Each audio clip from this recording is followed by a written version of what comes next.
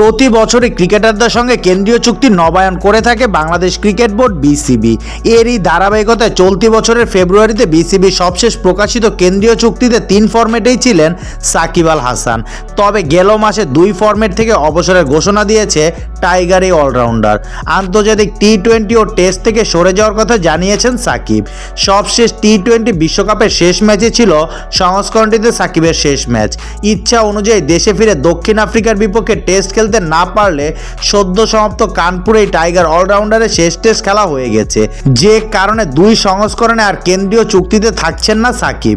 ফলে তার বেতন কমেছে অর্ধেকেরও বেশি। ক্রিকেটারদের কয়েকটা ক্যাটাগরিতে ভাগ করে কেন্দ্রীয় চুক্তির তালিকা প্রকাশ করেছিল বিসিবি। 3 ক্যাটাগরির খেলোয়াড় তালিকায় সাকিব ছাড়াও ছিলেন লিটন কুমার দাস, মেহেদী হাসান মিরাজ, নাজমুল হোসেন শান্ত, শরীফুল ইসলাম। যেখানে টেস্টে A+ গ্রেডের বেতন 4.5 লাখ টাকা, ওয়ানডেতে 4 লাখ আর টি-20তে 3.5 লাখ।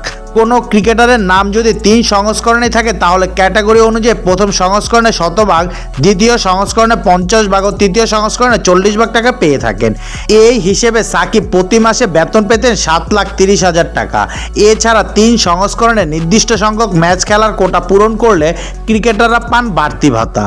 এখন টেস্ট ও টি-20 থেকে সরে দাঁড়ানোয় বেতনের টাকা কাটা যাবে সাকিবের।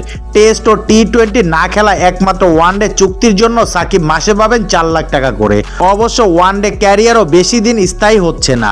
আগামী 2025 চ্যাম্পিয়ন্স ট্রফি খেলে এই ফরম্যাট থেকে বিদায় নেওয়ার ইঙ্গিত দিয়ে রেখেছে টাইগার এই অলরাউন্ডার।